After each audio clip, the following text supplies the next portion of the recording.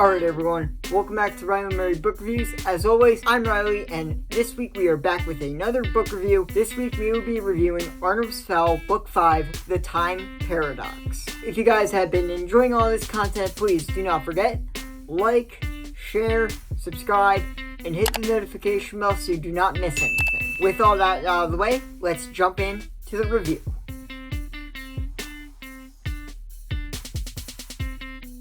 So, Artemis's mother, Angeline Fowl, has been infected with a super rare fairy disease called Spotterby, and Artemis really needs to enlist the help of Holly and Number 1 to figure out how to cure it. But Artemis's past soon comes back to haunt him when it's revealed that one of Artemis's deals that he made in the past was to give a super rare animal to a group of Extensionists, and the rare animal that he gave was the one creature that can help his mother. So Artemis, Holly, and Number 1 need to go back in time and rescue said creature and bring it back to the present so that they can synthesize the cure for the Spotterby. But they are not the only ones who want to find the lemur, and the older current version of Artemis will have to go up against his younger and more arrogant version of himself in order to rescue the lemur and try and cure his mother of the Spotterby.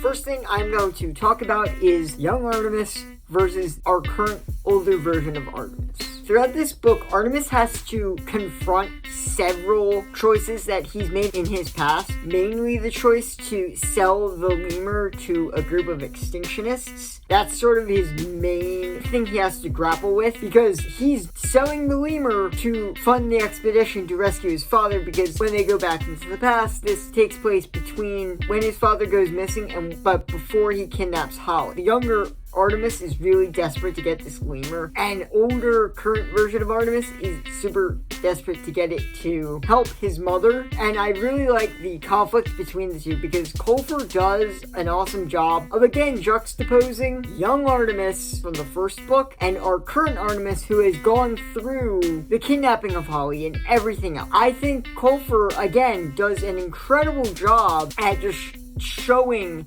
how much our current Artemis has grown from his past version of himself. And there have been several points in this series where we've had Artemis having to confront his past versions of himself. Mainly in Opal Deception, we see him kind of revert to the older version of Artemis. But in this book, we actually physically see him having to confront his younger version of himself and just realize how arrogant and just how full of himself he actually was. And again, Colfer does a really good job at just juxtaposing everything and making the conflict feel very personal for our Artemis. We really get the sense that he truly regrets the person that he used to be, and we all are rooting for this younger Artemis because we know he becomes a much better person after he meets Holly and everything else. We just have to wait before he gets to that point. Colfer does a very good job at throwing younger Artemis and the current Artemis, and just the conflict between the two in general is very well written and is definitely the heart of this story in particular. So, second thing I'm going to be talking about is the interaction between Holly and Artemis in this book. So, this book, again, Colfer does a very good job at just capturing the pure friendship and respect that's grown between Artemis and Holly over the last couple of years, after the two have weathered a goblin rebellion, been in a life or death situation involving the trolls, having taken out Opal Cowboy and several other villains over the years. They have definitely formed a very strong bond, and this book, I feel like, definitely shows that bond at its best. To be honest, this is one of the better books I feel like that exemplifies Artemis and Holly's relationship, because they are so much more just with each other in this book, because it's literally just the two of them. We don't have to balance the relationships between any other characters. We can just kind of focus on Artemis and Holly's relationship, which I find very good, because Artemis and Holly, very much when we kind of switch between the two of them, you get the sense that Colfer really did a good job at just writing the pure awkwardness that Artemis is facing, because this entire thing starts out as a lie that Artemis is very much feeling guilty that this entire mission happened because of him. And Holly is feeling really awkward towards Artemis because she has been basically transported back a couple of years, and at that point she is like a teenager basically, and she's having a very hard time trying to regulate her emotions towards Artemis, and Culver does a very good job at writing the interactions between the two, as always, but I feel like this is probably the best Artemis and Holly have been together because they don't have to deal with anyone else. Culver can just focus on Artemis and Holly's relationship and not have to balance any of the other characters aside from Younger Artemis. But I really do commend Culver for being able to strike such a good balance between the relationship between Holly and Artemis and Younger Artemis. I really enjoy Artemis and Holly's reactions because this book is so much more focused on the two of them and no one else. And I really do enjoy this book because of that. So I'm going to be talking about how Culver uses this book as setup for the series in general. So for this next part, I'm going to have to talk about the ending of this book. If you guys haven't read this book and don't want to be spoiled, I will put a time code down in the corner where you can jump to so you won't get spoiled with anything. So I'm assuming if you guys have stayed past this point, you guys are completely fine with me talking about spoilers. And so here we go. I really enjoy how Culver uses this book as setup for what Artemis does in book 1, because at the end of Time Paradox we jump to Younger Artemis and he finally gets this weird thought in his head that fairies are real, and then this basically sets up what happens in the first book, which I really enjoy. I really enjoy how Culver sort of used this book as the catalyst for what happens in book 1. I really do enjoy that because it is a great idea, and Culver does it very well. I was afraid that this wouldn't work, but again, with Culver's writing, it does. It very much is justifiable and it makes sense. So I really do commend Culver for being able to use this book as the justification and the springboard for what Artemis does in book 1, because essentially we're saying that the actions of older Artemis set up the actions of Younger Artemis, and it's basically a time loop where older Artemis goes back in time to Younger Artemis and gives him the idea to kidnap Holly. It is a very cool idea that ends up working perfectly in this book, and I really do commend Culver for being able to make an idea like that work so well within his story.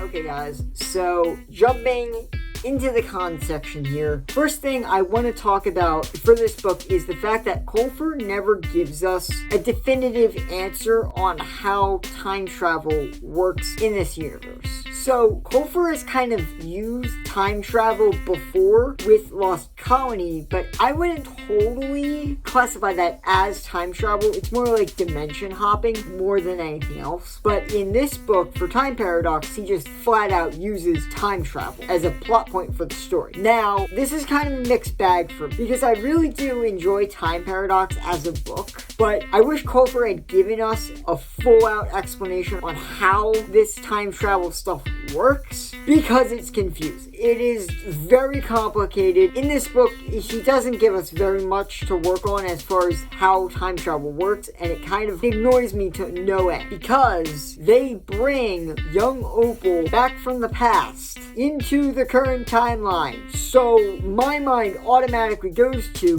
okay, well, did we just suddenly make a separate timeline without Opal and the Goblin Rebellion thing never happens? I'm probably nitpicking this book to death, but that's automatically where my mind went when I started really thinking about the implications of them pulling young Opal out of the timeline. What happens? Like, what are the consequences of that? And I really wish Culver had actually explained that, because it's such a loose hanging plot thread that it's like, come on, how did we not think of the fact that there might now be a timeline where Opal never starts the Goblin Rebellion or anything? I wish Culver had actually given us some sort of like definitive guide to how this works, because the fact that he doesn't leaves so many questions unanswered that sort of bothers me and bogs down the book. And again, I know this is just me nitpicking, but the fact that he doesn't drags this book down a little bit, because now when I'm rereading it, I'm like, okay,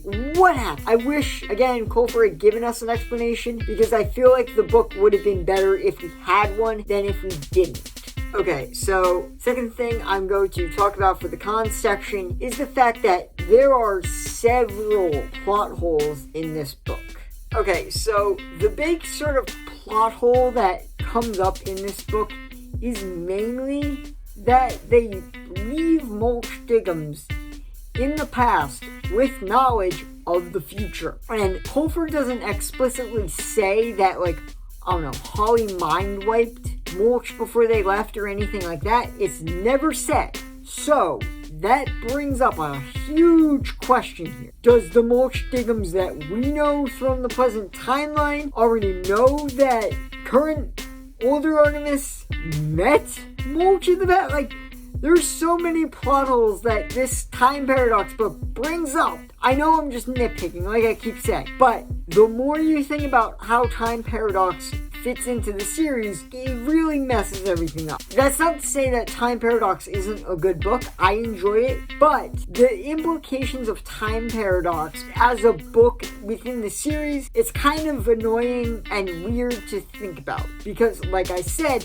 now we have Mulch Diggums in the past with knowledge of the future. Not specific knowledge of what's going to happen, but knowledge that in the future, he starts working with Artemis, Holly, and the LEP. So where does this lead? That's the one thing. I wish Colfer had tightened up a lot of this and just explained why Mulch doesn't recognize Artemis when he goes into Foul Manor the first time. Because if Time Paradox is to be believed, Mulch should have met Younger Artemis before. That's the thing. I wish Colfer had just flat out said they mind wiped Mulch, sent him on his way.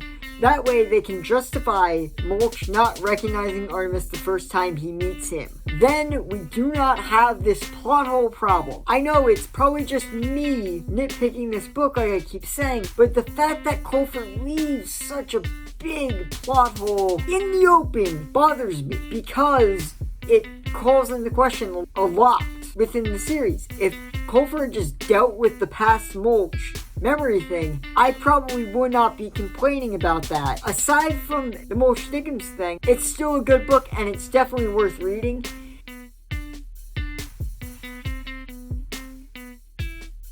Final thoughts on the book here. As I kept saying, I really do enjoy this book. Artemis and Holly are very fun to read as a duo, as normal. I really enjoyed Young Artemis versus the older and current Artemis. I really did enjoy that conflict. It was very well written, as usual. And the only thing that really drags this book down, like I said in my con section, is the fact that Colfer left a lot of questions and just a lot of plot holes in the open, that this book really gets dragged down a little bit because of that. And that mainly comes from the fact that we don't get a huge explanation of what happens or how the time travel works in this series, and the fact that he just left Mulch in the past with knowledge of the future. Stuff like that, it's kind of hard to really enjoy this book when you start to really think about it. Otherwise, it's definitely worth reading, but with me nitpicking, it kind of dragged this book's enjoyment down a little bit for me. Okay guys, so I'm going to give Time Paradox a 7.5 out of 10. So, as always, if you guys have any thoughts or your own reviews of Time Paradox, do not be afraid to leave them down in the comments. If you guys want to catch up on the rest of the Artemis Fowl series or missed any of my Artemis Fowl book reviews, I will leave a link to the Artemis Fowl playlist I have up in the corner so you guys can go back and rewatch those reviews and catch up on the series. If you guys have books you want me to do reviews on in the future, please leave them down in the comments. Thank you so much for making it to the end of the video. If you guys want to check out my social media, my Instagram is Riley Murray Book Reviews, and my Twitter is Riley T. Murray, and I will leave links to those accounts in the description as always. Alright guys, thank you so much for making it to the end of the video. If you enjoyed it, please do not forget, like, share, subscribe, and hit the notification bell so you do not miss anything. Alright guys, thank you for watching the video. I hope you guys enjoyed it. Till next time, have a great week, and don't forget, keep on reading.